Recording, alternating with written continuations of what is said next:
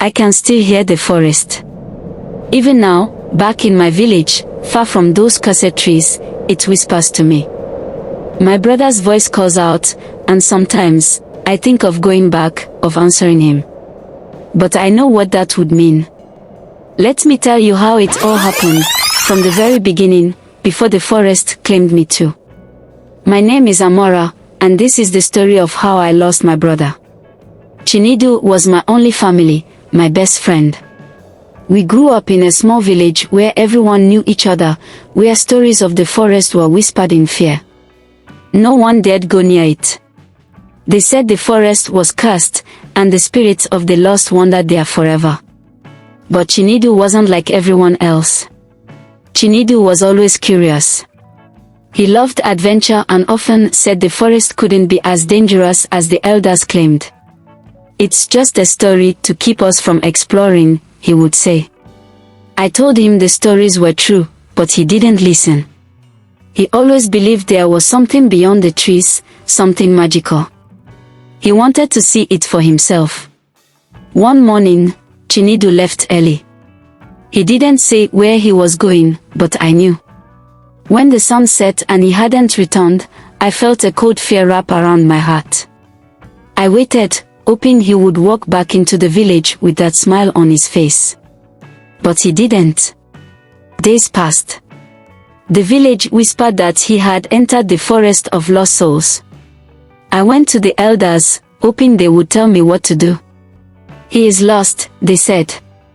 You cannot follow him. The forest has taken him. They spoke of the curse, of how the forest played tricks on the mind. But I couldn't let him go. I had to find him. So I decided, against all warnings, to go into the forest myself. The moment I stepped into the forest, the air changed. The sun disappeared behind the thick trees, and a strange silence filled the space. The wind was still, and the birds had stopped singing. I could feel the weight of the stories pressing down on me. But I kept going. I called out for Chinedu, hoping to hear his voice, but there was no answer. After hours of walking, I saw something. It was a piece of Chinedu's shirt, caught on a branch. My heart leapt. He had been here. I knew he was still alive. I picked up the cloth and kept walking, feeling more hopeful, but also afraid. What if I couldn't find him? What if the forest swallowed me too? As I walked deeper into the forest, strange things began to happen. The trees around me seemed to shift and move, though there was no wind. I heard whispers in the air, faint voices calling my name. Amara, come closer. Amara, they sounded like Chinedu, but something was wrong. The voices were too soft, too strange. I remembered the elders' warnings, never follow the voices. The deeper I went, the more disoriented I became. The path I was following seemed to twist and turn, and before I knew it, I was lost. No matter which way I turned, I ended up in the same place. The trees were playing tricks on me, keeping me trapped. I started to panic, but I couldn't give up. I had to find Chinedu. It wasn't long before I saw them, the lost souls. They appeared as shadows at first, moving between the trees. Their eyes were empty, their faces pale and thin. I could hear their voices, faint and pleading. Help us, help us. But I knew better than to trust them. These were the people who had entered the forest and never came back. Their souls were trapped here, forever wandering. I kept walking, pushing away the fear. I had to stay focused. Soon, I found something else, Chinedu's knife. It was lying on the ground next to a tree. I picked it up, holding it tightly. He was close, I could feel it. But the forest was making it harder to find him. I could feel its presence, watching me, testing me. One of the lost souls came closer, a woman with long, tangled hair and hollow eyes. She whispered to me, her voice like the wind. Turn back, the forest will take you too. You cannot save him. But I refused to listen. I had come too far to turn back now. I pushed past her, my heart pounding in my chest. After what felt like hours of walking, I stumbled upon a small hut in a clearing. It was old and crooked, covered in vines and moss. Something about it felt wrong, but I knew I had to go inside. Chinedu could be in there. I stepped forward, my hands trembling as I reached for the door. Inside the hut, it was dark and cold.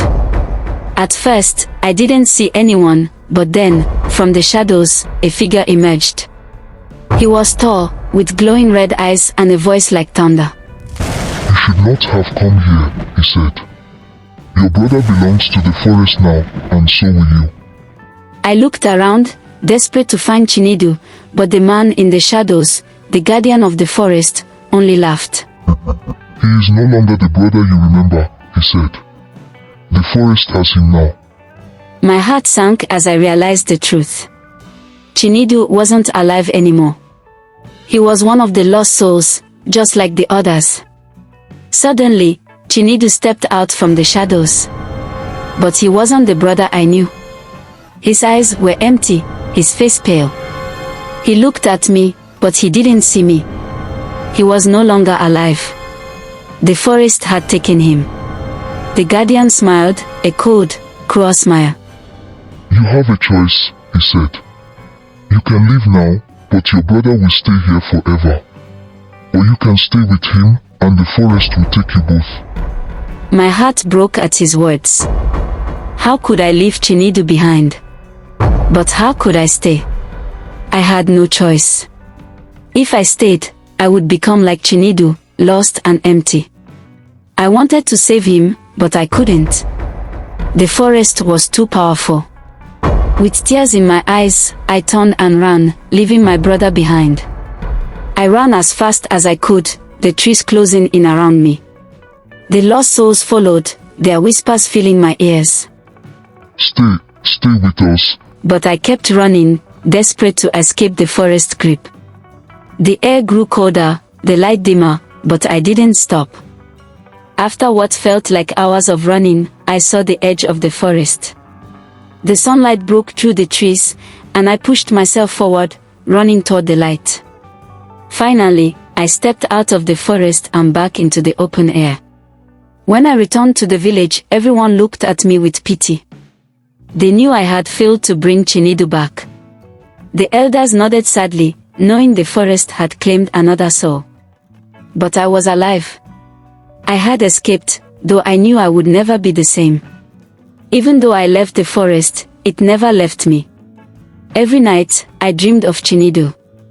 I could hear his voice calling to me, begging me to come back. The forest whispered to me, pulling at the edges of my mind. The forest was still inside me.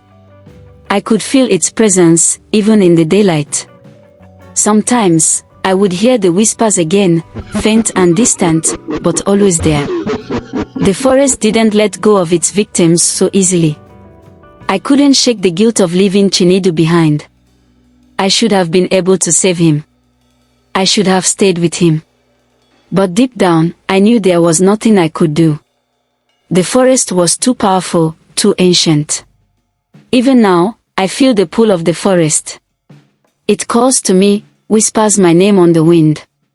Sometimes, I think of going back, of trying one more time to save Chinedu. But I know what that would mean. I would never come out again. The forest pull is strong, and sometimes I wonder if it's only a matter of time before I return.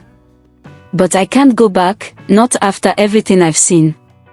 I remember the lost souls, their hollow eyes, and the way Chinedu looked at me, no longer the brother I once knew. The whispers continue, but I try to ignore them, though every day it becomes harder. The elders say that the forest of lost souls never truly lets go of those who enter. It's true. Though I escaped, a part of me is still trapped there, along with Chinedu and the others. I feel it in the silence of the night, in the shadows that stretch too far, and in the cold breeze that brushes past me. I have not returned to the forest, but I know it's only a matter of time. One day, the forest will come for me again, and this time, I won't be able to resist. The forest never forgets, and it never truly lets you go.